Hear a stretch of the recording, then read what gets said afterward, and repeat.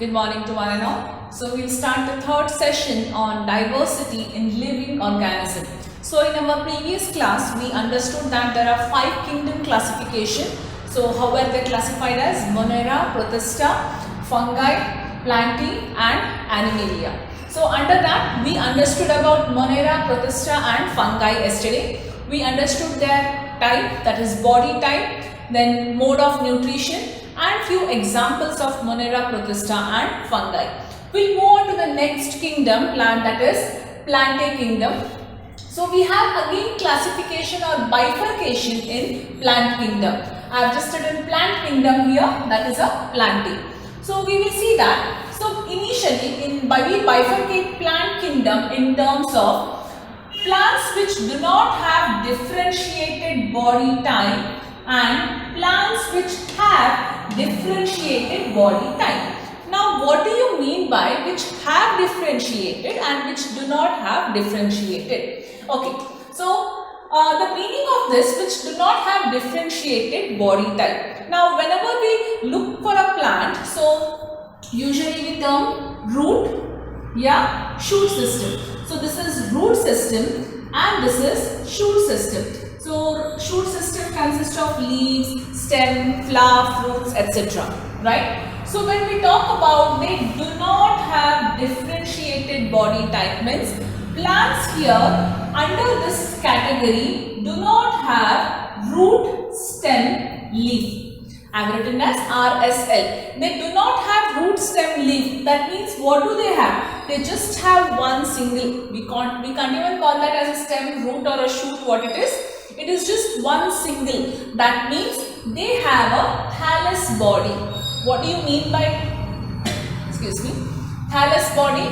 They are not differentiated in terms of root, shoot and leaves. That is called as a thallus body. So those plants are called as Thallophyta. And basically these Thallophytas are aquatic plants, right? They keep floating in water. Examples about their type, body type and all, we will be doing it in brief later. We will first only understand the classification, how it is being bifurcated. Next, we have a plant which have differentiated plant body. That means it has a differentiated plant body, means it is non-thallus. That means this has a root, stem and leaf, right? So basically these are aquatic, then these are not aquatic. They are terrestrial or the land plants. Again we'll discuss on the examples part later. So this is the first bifurcation, the plant which has a thallus body, Thallophyta, or which do not have a thallus body. Now when we talk about which do not have a thallus body, we again have two bifurcation there, which has this RSL. They are without vascular tissues, with vascular tissues, right? Now what are these vascular tissues? Vascular tissues or vascular bundles of tissues are nothing but, which we have already studied, xylem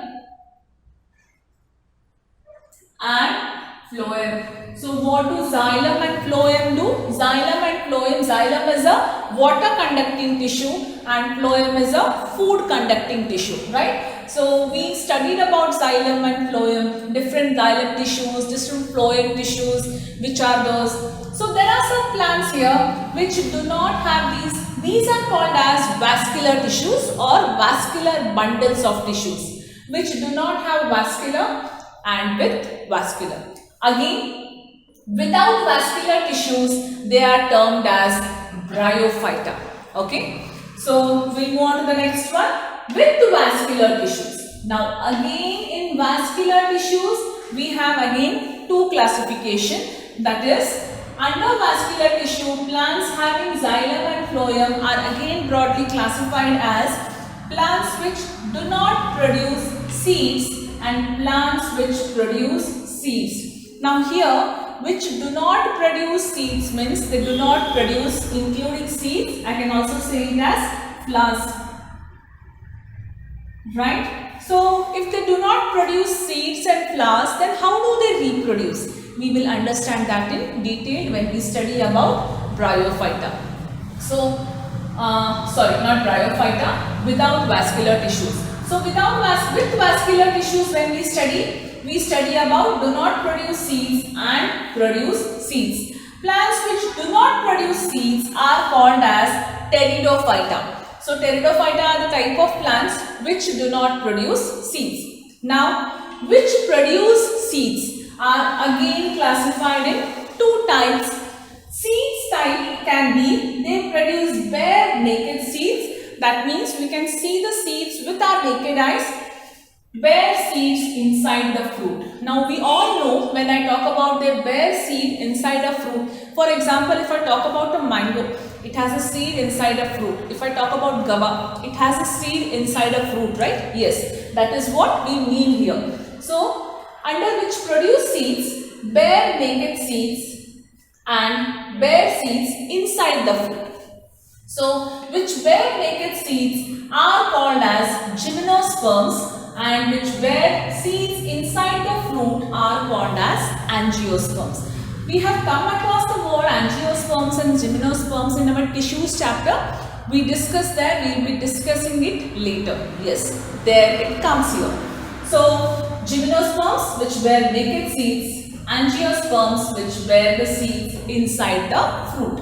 Now again, angiosperms are again further classified as dicots and monocot. You all have studied dicot and monocot in our lower classes. So here we will be understanding a bit in detail. So dicots, seeds with 2 cotyledons, monocot, seeds with 1 cotyledons. Now simple here to understand what do you mean by a cotyledon. If I take an example of a groundnut. Now groundnut has a line like a structure. Can I separate it easily? I get exactly 2 halves of seeds, right? One half and another half. Exact half I get. Similarly, if I have a wheat grain also has a line, correct? But can I separate a wheat grain? Even though if I cut it, I might not get exact half, right? So similar with rice grain. So all rice, wheat, these grains have single cotyledon. Those are called as monocot. Dicot, which have 2 seeds. Simple as groundnut is the best example. That is dicot. That is 2 cotyledons. Cotyledons are nothing but seeds. There are even still many things what we understand about monocot and dicot. We differentiate that in terms of their roots. We also differentiate monocot and dicot in terms of their leaves. We will be studying that once we go in deep with this part.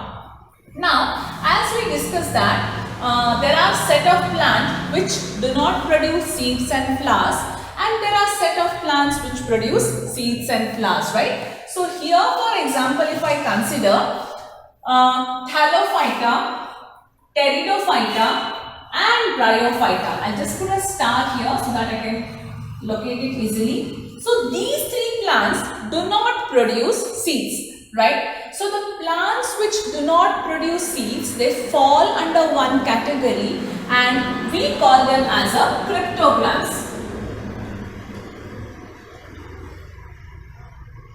Plants which do not produce seeds and flowers are called as cryptogams. Example, Thallophyta, Bryophyta, Pteridophyta. I can also give examples of Thallophyta, examples of Bryophyta and examples of Pteridophyta. We will see that in our next class when we discuss on this, right?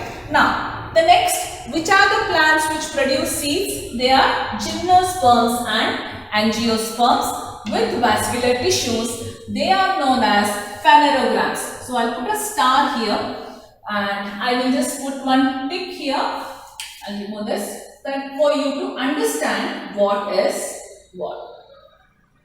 Okay, so the stars which do not bear seeds or flowers, cryptogams, and which produce seeds are called as phanerogams.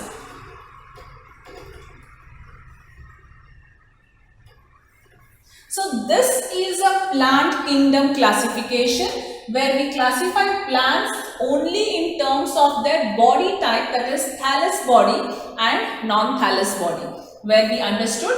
And in non-thallus body we again discuss about vascular bundles of tissues, with vascular, without vascular, Without vascular, we have only one, that is bryophyta. With vascular, when we talk about, there again the bifurcation goes in terms of, are they able to produce seeds or not? So which do not produce seeds?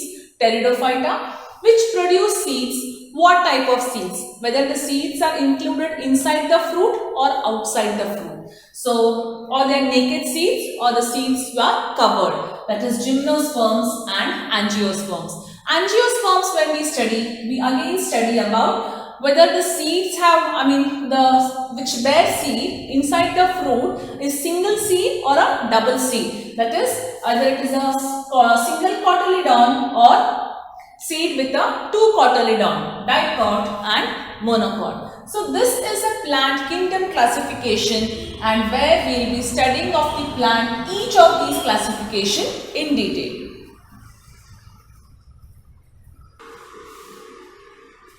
So now let us understand about the first type, which do not have differentiated body type, or we call that as thallus body. That is the plants which do not have root, stem and leaves, called as thallophyta.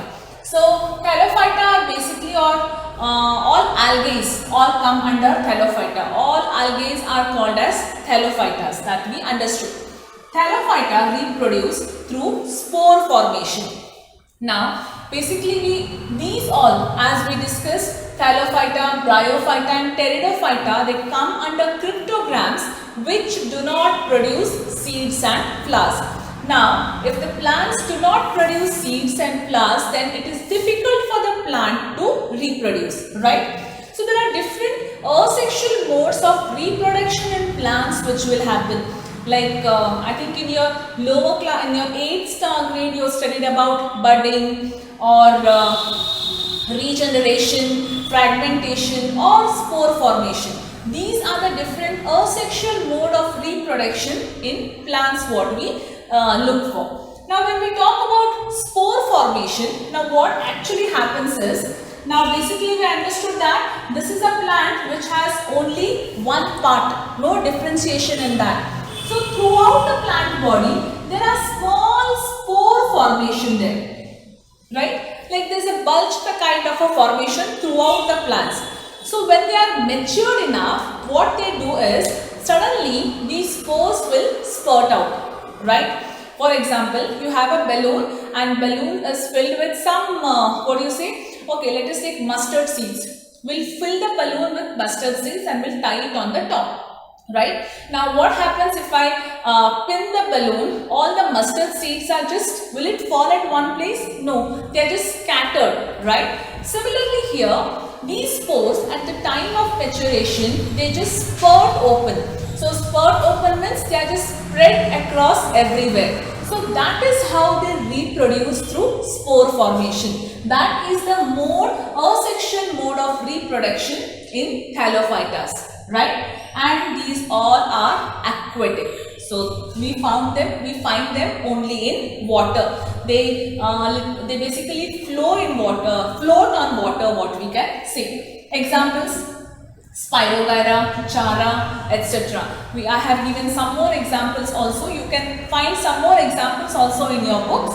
So these are, see, in all these plant classification, there are many examples. Quite difficult to pronounce as well as to remember them. So what I tell you all is, at least remember 2 examples of each classification and stick to it. So it is easy for you to understand as well as to remember. So let us take 2 examples here, Spirogyra and Chara. So these are the examples of thallophyta. We'll move on to the next one. As we discussed, the next classification comes where they have differentiated plant body type. Now when I talk about they have differentiated plant body type, they are not fully grown plants, but compared to the first one, they are a bit differentiated than this. That means they do have a root and a shoot system, but not fully developed. Okay, so they are called as non-thallus body. What do we term that? Under them, we know that we have 2 classification again: vascular, without vascular, with vascular. With vascular, we'll be doing that in our tomorrow's class. So without vascular bundle, that is without having xylem and phloem, they are called as bryophyta. Now that means thallophyta are also non-vascular. I'll just write here, even these are non-vascular. Even they do not have xylem and phloem, okay. Bryophyta also do not have xylem and phloem tissues. Now, how do these reproduce? These also, bryophyta will also come under cryptogams. That means they do not bear seeds or flowers. How do they reproduce then? Similar as thallophyta reproduces, that is reproduction is done through spore. Asexual mode of reproduction, that is by spore formation. Suddenly at one point of time, at the time of maturation, so all the spores are spurted out, right? So, and bryophyta is called as the amphibians of the plant kingdom or amphibians of the plantae kingdom. Amphibians means, now basically thallophytas are all aquatic, right? Bryophytas can be aquatic, that means the plants are aquatic as well as they can grow on the land, both land and water plants. We call amphibian animals, right, which stay both in water and in land. Similarly, bryophytas are termed as amphibians of plantae kingdom. So which are the examples such as liverwort, which are nothing but which are known as Merchantia and Riccia, or mosses. These are sometimes also called as ornamental plants. Now what do you mean by ornamental plants? Plants which we are sometimes use in our aquarium or just for decoration purposes also. Ornamental plants which are called as. So these are bryophytas without vascular tissues. Now in tomorrow's class we will be dealing with vascular tissues. Now when we deal with vascular tissues, there again we have to bifurcate in terms of bearing seeds which do not bear seeds, right? So first one in that we'll understand about pteridophyta. So pteridophyta, bryophyta and thallophyta comes in one category which do not bear seeds. So in today's class, if you have any doubt, you can call on the same day of the video set. Thank you.